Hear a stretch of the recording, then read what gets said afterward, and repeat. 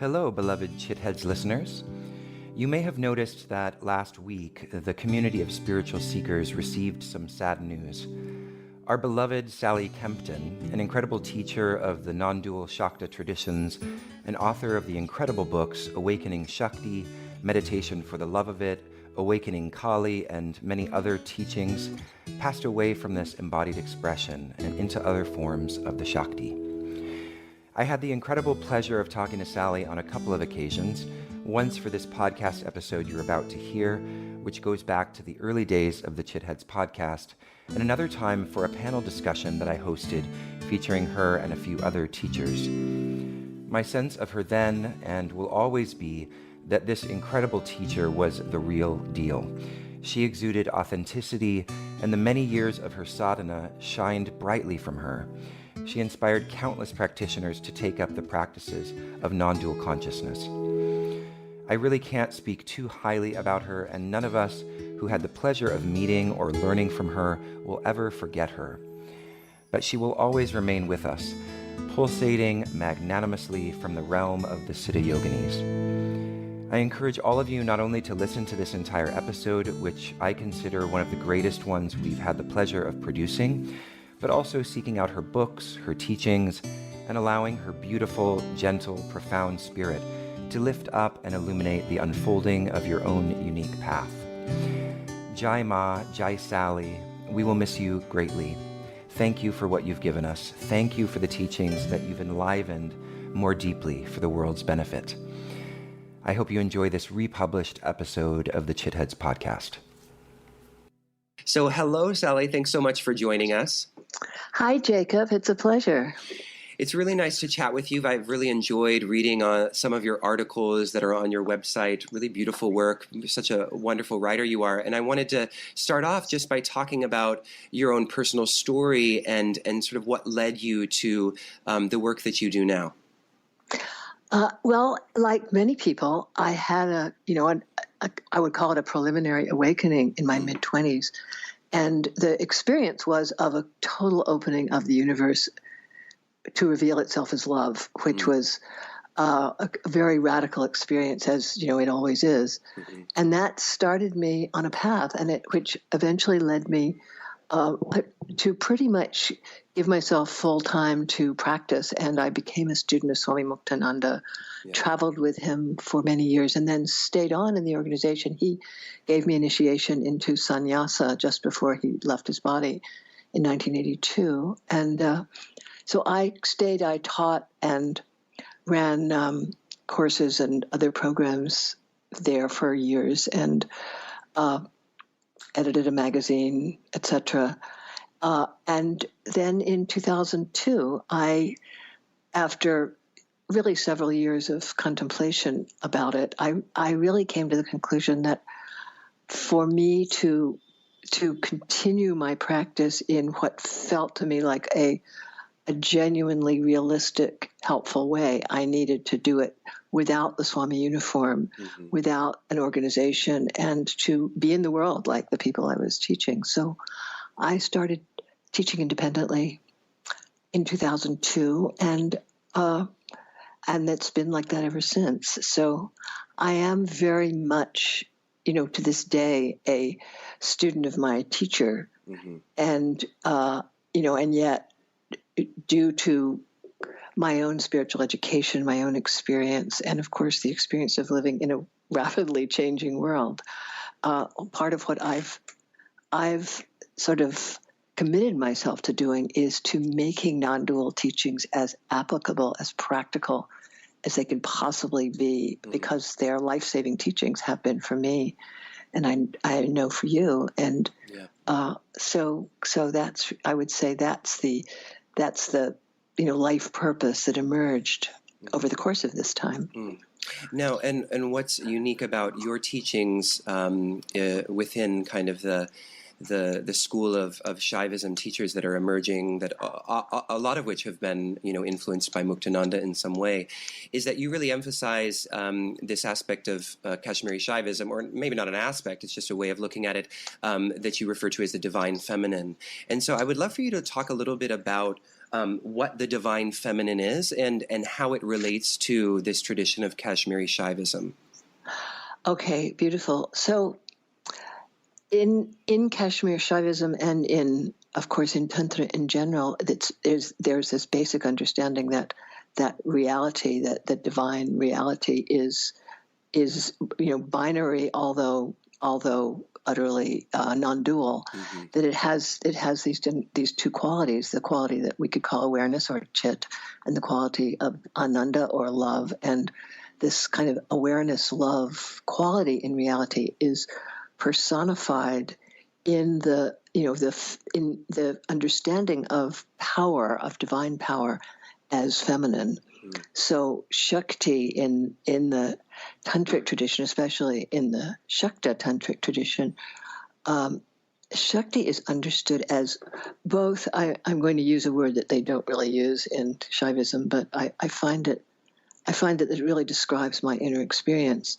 Shakti is the erotic allurement and dynamism at the heart of life. Mm. So in terms of our practical experience, and I say this as a great lover of the divine masculine in the form of Shiva, and a practitioner of pure awareness, but the juice, the love, the power, the dynamism in this universe is Shakti, is feminine essentially.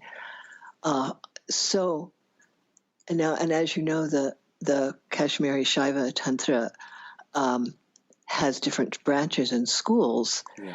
So, and I was trained in the non-dual Shaiva tradition, in which, my guru was a devotee of Shiva in form, as well as Shiva as pure formless consciousness, and he was also a profound exemplar of the divine feminine in the form of Kundalini, and a worshiper of Shakti, but never in form. In other words, there was really in my early years of practice, I had no real exposure to Shakti as goddess, to Shakti as an object of affection. So there was a moment in the early 90s, or maybe the late 80s, when I was involved in a celebration of the Navaratri festival, which is the great goddess festival of India, which we used to do as a huge, kind of big spiritual party in front of a giant statue of the goddess Durga. And I was telling a story, it was one of my teaching functions. And as I started telling the story, which was the story of Sati and Shiva, the romance of Shiva and his first wife, Sati, I just was overwhelmed with ecstasy. Mm. I literally felt as though particles of joy were, coming through my crown chakra and expanding my heart and bringing tears to my eyes. And that created a complete sort of revolution in my understanding, especially of the physical world. In other words, a lot of the way that I think many people come to understand the quality of the dynamic Shakti aspect of reality is in nature, so that that we can actually once our eyes have been opened through an inner awakening, we can start to recognize the force of life. In trees, right, in water, in looking into the eyes of another person. In other words, this powerful, dynamic, relational energy that just dances in the physical world. So I began to really examine my life experience, my emotional experience, my meditation experience, my embodied experience, my experience of my own body, mind, as with the understanding that I could look upon them as expressions of Shakti, of goddess. And this is, this was, a lot of this happened through a recognition of the affective power of presencing reality as feminine. And I'll give you an example of what I mean. About 2 days ago, I was talking to a good friend of mine who's going through a very hard time in his life. and had a particularly difficult, emotional blow that day. And I said, well, just feel as though, everything that you're feeling and everything that's coming towards you is arising and subsiding in consciousness. Just feel yourself held in awareness. And he took, listened for a minute, tried it, and said, it's not working. I said, okay. Imagine that you're being surrounded and held in the arms of the Divine Mother. Mm. And he went, oh, okay, that works. And, just in terms of a pragmatic experience of affective, love-infused, non-specific devotion, using devotion in the larger sense of a practice that's infused with love and affection. It's been my experience that considering reality, considering the body, considering the prana, considering the mind as aspects of a divine feminine power that's manifesting as us and as the world is a profound doorway into the experience of love infusing your practice and your life. So I have a kind of pragmatic, I tend to approach sadhana very pragmatically, and in other words, what works to create a sense of freedom and pure awareness that's infused with affection, with tenderness, with sweetness. So that's kind of that's how I got interested in Shakti as my path, because I do think it is. And then a couple of years later, I began teaching courses in goddesses, in the different Hindu goddesses, Lakshmi, Saraswati, Kali, and really entering into the idea of these particular forms of universal energy, how what the energetic feel of Kali is, and how it's different from the energetic field of Lakshmi, and it really started as a kind of I would almost call it, a sorting game, a kind of a paradigm game in which, given the understanding in the Shakti tantras that everything in this universe is an aspect of the divine feminine energy, that there are millions of Shaktis, millions of little energies, little goddesses that are doing everything. I began to see, okay, can I feel what it's like when the Lakshmi energy of beauty and auspiciousness and, sweetness is present in the atmosphere? Can I feel the difference between the love that is part of that field, that let's call her Lakshmi, and the love that's part of the much more intense energetic field that I call Kali? And to recognize that there are these individual vortexes of energy that we call deity, that have that we can discover through mantra, that we can discover through visualization of their iconic forms, but that also are energies in us that move through us, and that actually have a place in our personality, as well as in the weather and in the currents of culture, as we are, of course, experiencing in the midst of one. Yes. One very intense cultural upheaval with many, many different aspects to it.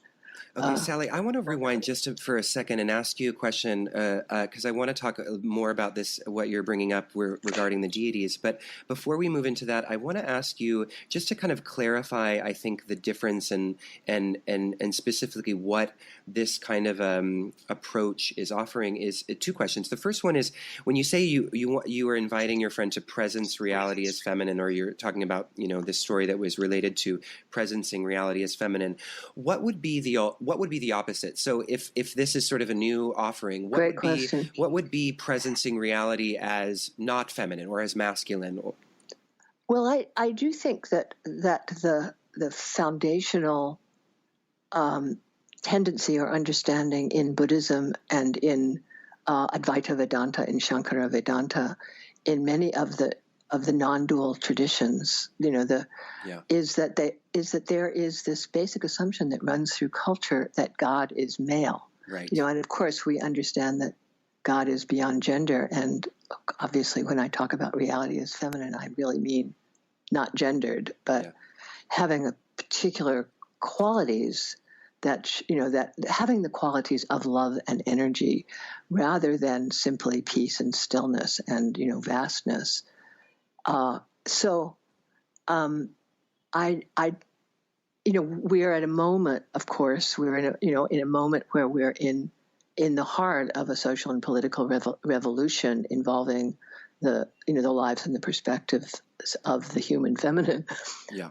So it has I think it has an enormous resonance to see reality as goddess. But I would say, if it's okay with you for me to talk in these, sort of nakedly idolatrous terms. Please do. I really am a, lover of the divine masculine in the form of Shiva and have been for many years. So the recognition that what I love in the Shiva awareness, which is that vast, aware, undifferentiated spaciousness, the freedom and stillness, that what I loved about it was not just its transcendent qualities, but the pulsing excitement at the heart of it. And that's what I came to recognize as goddess, So, in the great tantric statement, without Shakti, Shiva is Shava, is a corpse. Yeah. Exactly. So that's what I relate to when I think of reality as goddess. That's beautiful. Yeah. So then my second question was a similar kind of question is, when you say that you approach spirituality in a pragmatic way, what would be some examples of approaching spirituality in a non-pragmatic way? How is that sort of a unique approach to spiritual practice to perceive it as pragmatic ultimately? Well, I think that most spiritual processes, and I exclude Tantra from this, Tantrikas are, I would say, very, very pragmatic in their approach to spirituality. Yeah. But most spiritual traditions, including the one I was trained in, have a couple of approaches to enlightenment or a couple of approaches to state changing, however you describe it. And they're prescribed pretty much for everyone, even though, you might be given your own mantra, but you would not necessarily be given a quiver full of practices that you might want to use in different circumstances. So I would say that many spiritual traditions are, in a certain sense, one size fits all. For example, I have many friends who teach classical, I would call it Neo-Advaita, and teach a practice which I also teach and which I love, where you tune into the awareness of the sensations in your body and the sounds and the thoughts and the breath, and you kind of cycle through awareness of inner and outer objects, and then you tune into the awareness that holds them all. That's a beautiful practice, and very appropriate in certain conditions. But what I've discovered is that in different states and in different situations, it's very important to find a practice, a way of holding yourself, a way of understanding reality that really works in that moment. And, and of course, in the upayas of Shaivism, which is, I think, a great system for understanding why practice might be different. And I know you're very familiar with the upayas, that when you're feeling very, very separate, very much in your individual dualistic understanding, indeed even emotionally upset, you would do exactly what my friend did and try to find something that would make you feel better in that moment. Right. Yeah. Or find a way to use the moment to enhance your sense of interiority of everything's happening inside one great heart. That might be the skillful practice, or the skillful practice might be to sit and do some pranayama and asana and just kind of get your pranas functioning, or the skillful practice might be substituting a positive thought for a negative thought. But that's what I mean by pragmatic. You're experimental in your practice, and you notice what tends to expand your awareness. Make you more focused when you need it, and more relaxed when you need that. What keeps you feeling the divine nature of your own being, and etc. So, and it's never one size fits all. Right. And there seems to be like an openness at the very heart of it, because you're not just doing a practice that's sort of been handed down to you in a sort of dogmatic way. This is one size fits all. I'm going to do this, and only this, but rather having kind of an open-ended experimental approach to the practice that takes into consideration, maybe the shifting nature of our embodiment, even. Like sometimes we're going to need different practices given where we're at. Yeah, exactly. So that's what I mean by pragmatic. It's one of the reasons I love the tantras, because it offers such scope for creatively working with your own mind and your own body and your own prana, and of course tantra is an advanced practice. I mean, I came to this after around almost 20 years of practice, which was mostly mantra practice. So I would say in a certain sense, you kind of have to earn the right to experiment. It doesn't necessarily mean you take 20 years. But, Well, but but you're onto something there. When I think that these practices are really the esoteric heart of the whole tradition, and it's for some people it's it's a lot, and so there has to be certain. I think for me, I don't think I would have been ready for these teachings when I first started my own personal practice, and so but moving back to now deity yoga, I wanted to actually I want to ask you something about when we bring up the notion of the divine feminine, and I sort of understand what you're saying is it's not that it's the divine feminine instead of the divine masculine. There's almost like a mission to kind of extract something that's been a little bit repressed in a certain kind of way. Am I right to catch that? Because especially when you mentioned that the form of the Shakti has not been so much present. We have lots of forms of Shiva, but the forms of the Shakti, when they are considered, they're usually considered just as kind of consorts to the male deities, and not really considered in their own vibratory power or essence.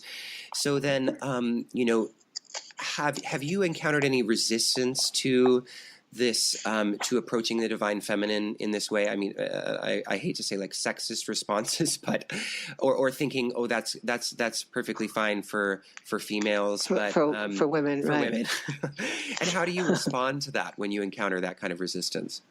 Well, that's an interesting question, because the most resistance that I receive for this viewpoint is from the so-called non-dual community. Right. The students of Adya and Rupert Spira, both of whom are teachers I love and admire. So this is not in any way a critique of them. But there's an idea in especially in my neighborhood in the Bay Area, where you pretty much can't shake a stick without running into a non-dual practitioner or someone who regards themselves as a Ramana Maharshi style non-dual practitioner. So they get very insulted at the idea that there is masculine and feminine, that there are masculine and feminine currents in a non-dual reality. In other words, they can't accept the tantric secret that even in the non-dual there's movement. Yeah.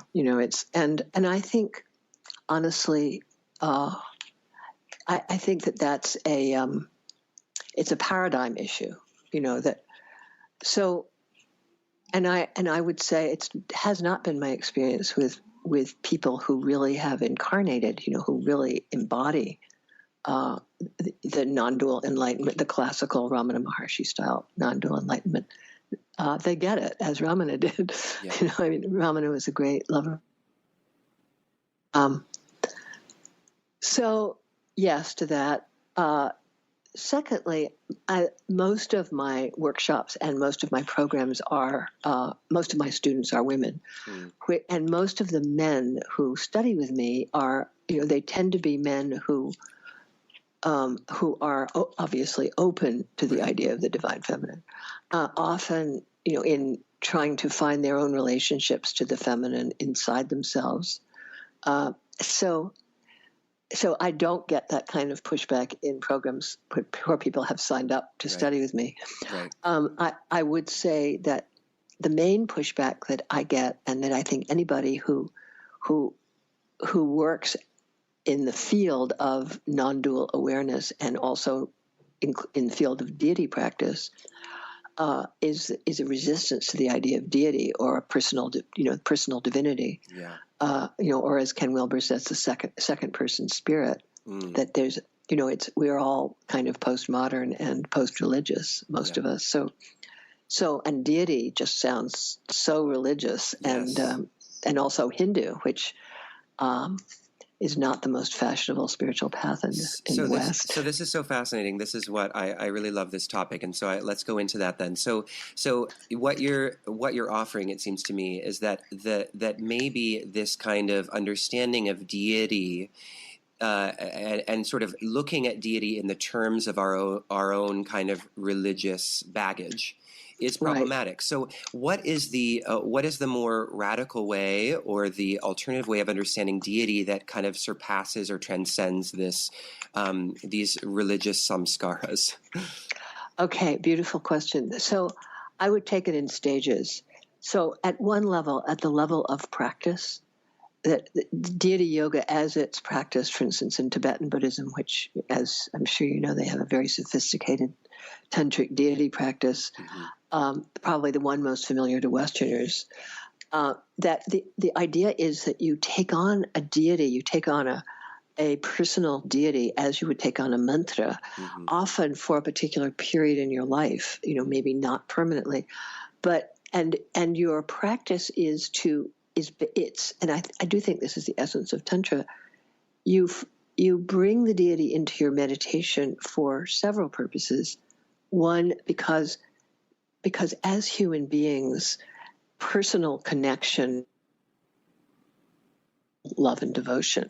It's very, as Krishna says in the Bhagavad Gita, it's very hard for someone who loves the unmanifest to actually experience devotion. So a deity is like a focal point for your feelings of personal affection and everything that goes with it, including, feeling that there's I call it the invisible friend kind of deity practice.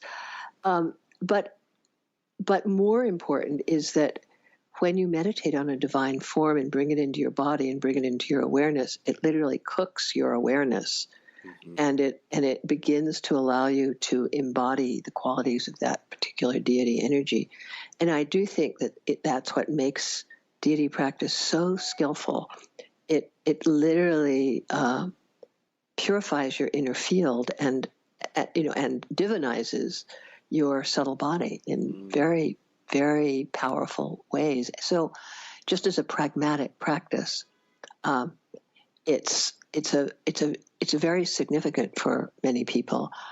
Now, in terms of metaphysics, at least my understanding of the way that the tantric Buddhists, as well as Hindus, as well as Taoists, and in fact, as not unlike some of the teachings in Christian and Jewish metaphysics, is that there are very much levels of subtle reality that we don't see. So, and of course, in Kashmir Shaivism, there's the Tattva teaching actually locates deities in certain tattvas above Maya and certain tattvas below Maya. And so essentially, the way I experience it is that when I really tune into a deity energy, when I make that the deity practice a part of my daily meditation practice, that I more and more become aware of the presence of this kind of energy vortex, I call it, that's in the field, and that, along with all the other energy vortexes in the noosphere, the energy vortex that's connected to a particular invocational or mantric or visualization of a deity has very distinct qualities, and can actually, once you have mastered it, the contemplation can actually take you into a much higher tattva than you are ordinarily experience through that connection.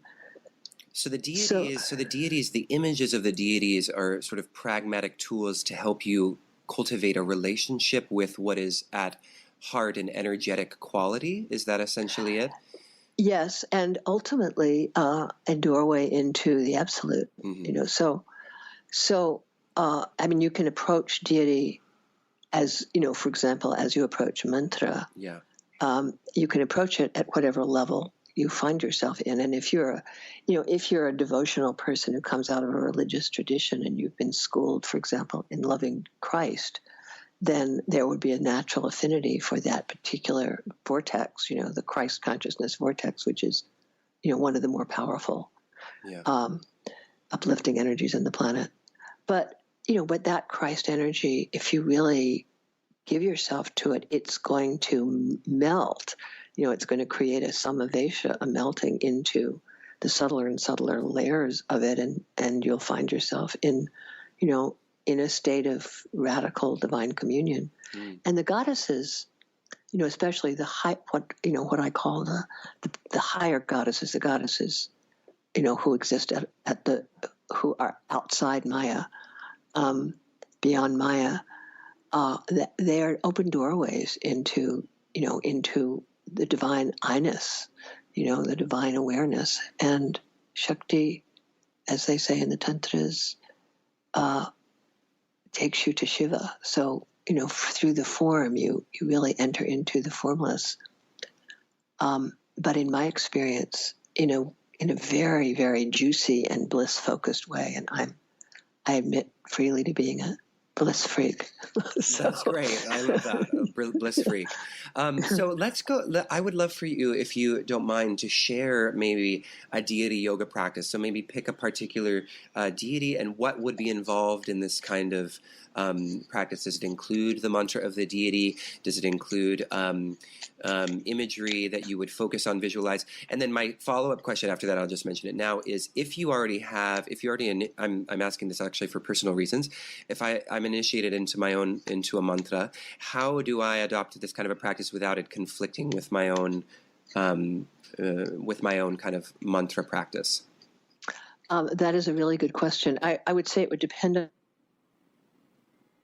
if you're practicing with a goddess bij mantra, for instance, then you would add the visualization and the invocation to that.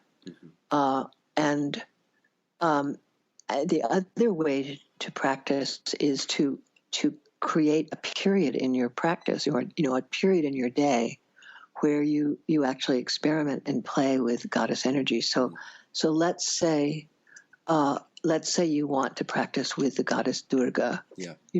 Which many women especially like to do because she's very empowering. So what you would do is find a form that can be the focal point, which could be a statue or a crystal or a picture. I generally find that if you're up for it, that the iconographic pictures are if you have to find the right one, or a yantra, which for many people is preferable. For instance, I've been for a few years doing a Lalita Tripura Sundari practice, and with a Meru yantra, with a three-dimensional yantra, Sri Chakra yantra, and I've never had an actual form of her that looks that looks like a woman. It's been a completely abstract practice, and I practice with her mantra, and I do it at the beginning of my meditation, so that I do a little puja, And then I spend 15 or 20 minutes practicing with the mantra, sometimes chanting, practicing a chant that invokes her, the Lalita Trishati or the Lalita Sahasranam.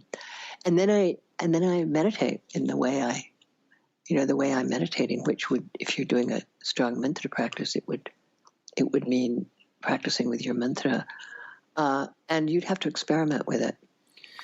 So with the focusing with the yantra, and you said you have a 3-dimensional yantra, could you speak a little bit about that practice? Are you focusing on a particular point in the yantra? Are you sort of loosely gazing at it? Like, what is that? How do you include that in your practice? Well, as you probably know, there are many different ways to do it. One, there's with that particular yantra, and I suspect with others, there's a very formal practice, which includes ritual, where you presence the different aspects of the yantra. The Sri Chakra has a series of triangles in different configurations, inside circles and inside squares and with petals. So you actually, in the traditional practice, you move from the outside to the inside to the heart, and then you meditate on the bindu, the point in the middle of it. I basically meditate on the bindu, and I use it more as a focal point for puja than as a meditative focal point. But what I've found is that when you do the puja and connect to the energy of the yantra, which you do over time, by just having it in your field and gazing at it in different ways, that the initial practice of tuning into the yantra will set you in a particular felt sense that in this particular case, in the case of this practice, my inner experience of the goddess Lalita Tripura Sundari is not so much, although it has happened, of her, her goddess form, her lady form, but more of a particular light that comes into my subtle body and that I meditate in, and a felt sense of very blissful vibratory energy, and then eventually what happens is with the mantra I kind of fall into the Madhya Nadi, into the central channel, and then meditation opens up, and it becomes the natural meditation process that you're not orchestrating. That's beautiful. And I think you can do this with any deity, any goddess, feminine or masculine, any form. That's beautiful. There's so much there we could go into, but I'm trying to be economical with time. So I want to talk a little bit now about the divine. We've talked a little bit about our troubling times, and the way that you're talking about the Shakti energies. There's a way in which you or maybe I read it this way, but it seemed like you were implying that different periods have a certain quality that reflects a certain deity. So if we were to describe our current situation in terms of the kind of deity qualities, what would you say is the kind of reigning Shakti at the moment? Well, I would say we're definitely in the Asuric realms. I mean, this is one of those moments when, when the Asuras have thrown the Devas out of their heaven realm, and they're starting their big-footed takeover. So, and traditionally, I actually think it's kind of a classic situation. Talk about that, because I think that's going to be comforting for some people. If it's classic, it's like, okay, so we've been here before. Right. This has happened before. Yeah, yes. Yeah. So, in Indian mythology, which is very much a mythology of cycles. I mean, it's like Taoism. There's the understanding that time has cycles, and that light times and dark times more or less interface and often succeed each other. And as you know, one of the staples of goddess mythology, especially, but also of Krishna mythology and Shiva mythology, is that these incredibly powerful demons gain a kind of a siddhi, a supernatural power that makes them invincible, and then they conquer the light forces, and the light forces are wandering in darkness, And then they, somehow someone points them to the divine, and and usually in the most famous stories, they're pointed towards the goddess Durga, who, and this is, I think, a very significant part of what it is to be a lover of Shakti, that in these stories, Durga is hidden. She's in the mountains. Nobody sees her. She's very hard to find. So the gods have to make a pilgrimage, and they have to petition and pray, and eventually she appears and agrees to use the gods' own weapons to defeat the demons. And that cycle has been, as you know, it's been part of Indian mythology and, of course, hero mythology in all cultures. But the essence of the hero's journey and the heroine's journey is that moment when the dark forces seem to have won and the balance in the universe seems to have been destroyed. And then we have to have the skill both to prepare and to wait for the time, because it's obviously this is not the time, right? This is the moment to hang back and wait. And I was thinking this morning that it's a little bit like, if you know the Mahabharata, it's a little bit like that moment when Yudhishthira has lost the dice game to his evil cousin, and the Pandavas are exiled to the forest, and and for 13 years they actually do sadhana, they do practice and collect their strength and enlist alliances, and then after 13 years they fight the battle. And that so much of that section of the Mahabharata is about stability and and learning how to cultivate themselves on a deeper level and working with their frustration. So I do think that it's that kind of time.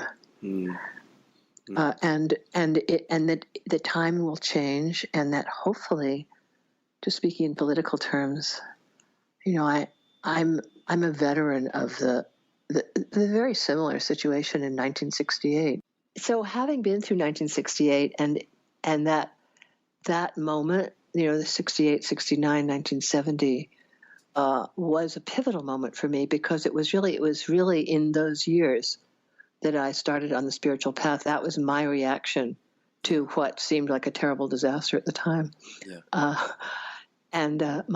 It seems like we'd be almost grateful for Nixon now, but be that as it may. But for a lot of people in my generation, it was, they interpreted it as a sign that they should, increase revolutionary activity, often violent revolutionary activity, and that was clearly not an effective tactic, and actually created a lot more problems for the progressive movement than it helped. So I just hope that, I love the commitment to activism that we're seeing now. I think it's fantastic, and we must become activists, but skillful. Yeah. Like it's, so it seems like it has to be, it has to be grounded in wisdom, it seems. It does. It has to be grounded in wisdom, and it requires a certain tactical maturity. It's not about emotional demonstrations. Totally. Even though there is something about letting the world know how you feel about it that's useful. Yeah. But I. Sorry, go ahead. No, that's all I wanted to say. Yeah. The other thing that really I really felt in this election season, because I'm a great lover of the Spandakarikas, the verses on vibration, which essentially are about the way the currents of energy will either liberate us or take us further into bondage, and that so much of sadhana is about recognizing the nature of energy in the field and learning how to work with it and ride it.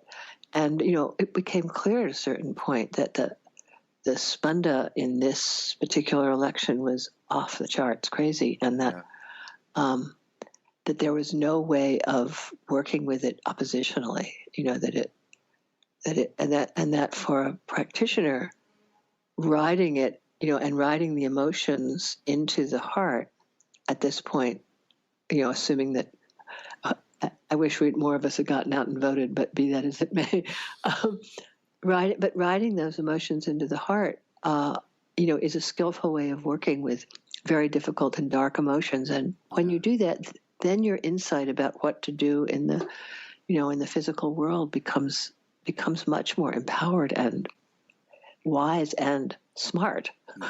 Yeah. So there's a way. So what I hear you saying is that, and this is sort of something that I found also in one of your articles. You talk about terror, lust, anger, and sadness can be ladders to transcendence. So what I hear you saying when you're talking about riding the wave of the spanda of this election into the heart is that contrary to a kind of rejection, people who want to turn it off and shut it out in order to ride to the heart, you're saying quite the opposite. It's like face it and actually the kind of the horrifying the horribleness of what we're perceiving actually itself can be a track to the heart. Can you explain a little bit more about what that means and how that works? Well, I would say that this is the razor's edge of tantra. Mm-hmm. It is this recognition, which is in two of the really foundational texts of Kashmir Shaiva Tantra, as I'm sure you know, mm-hmm. that at the heart of intense emotions and intense situations is a particularly concentrated quality of Shakti, which, if we can bring our attention away from what's going on, of the external manifestations of it, and really tune into the originating force, that force will actually in that moment make us aware of the truth about ourselves, which is, undiluted, unadulterated Shakti vibration, love energy, which has an innate creativity that allows situations to shift and change consciously, mm-hmm. because you've gone to the root. You're not at the. It's like the, and it's such a foundational principle of all spiritual traditions, is that if you go, let yourself focus on the goals that the senses have in mind, you're just endlessly driven into, whatever your reactivity may be, whether it's, greed, desire, anger, endlessly acting itself out. Whereas if you turn into the source of it, you discover that the source is really the divine energy that we call Spanda Shakti, the vibrating fountain of power and love. Yeah. And then, so I think the key here is also recognizing that you're not trying to fix it. You're not trying to get rid of your anger or get rid of your sadness. You're actually going to the heart of it and finding that truth that at the heart of everything is divine energy. Mm. And I think that for there are many tantric practices to help you feel better, when you're angry or sad. But this is the one, this practice asks you to really have a powerful, focused, disciplined intent to find the divine heart of even the most negative and difficult feelings.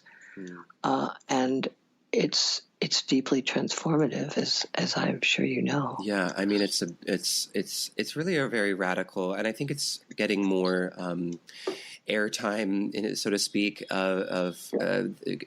in contrast to the kind of maybe trajectory of practice that would deny the utility of these, quote unquote, negative emotions. And what I love about the tantric path and what you're offering is that we can't say this is divine and that's not divine. Everything is sort of a gateway when it's understood with wisdom. Yeah, exactly. Mm. And and it's very radical, and it demands that you work with your own preferences. Yeah. In with a lot of renunciation. So it's not as some people think. It's not a practice for letting emotions rip or following every desire. It's really a practice of deep refinement that leads to a deep refinement of emotions and desires. Yeah. But in a way that doesn't make good and bad kind of. It doesn't ask you to reject yourself and others, right. On the grounds of preference. Mm-hmm. So, and it's, as you know, this is a big conversation that is one always has to have in discussing these teachings, which is that it's not about excusing evil. Yeah, right. Yeah, it's about it's a really important point. It's because it's very hard for people who are dedicated to the true, the good, and the beautiful, to deal with a philosophy that seems to be excusing evil. Yeah. But it's really about transcending and including evil in a way that allows you to function, at your best, at your goodest, truest, and beautifulest, while having a genuinely non-dual view. It's not. I'm a great admirer of Joanna Macy, who's, I think, she's a wonderful example of a Buddhist activist who has a strongly non-dual view and yet has, is completely committed to social action and environmental action.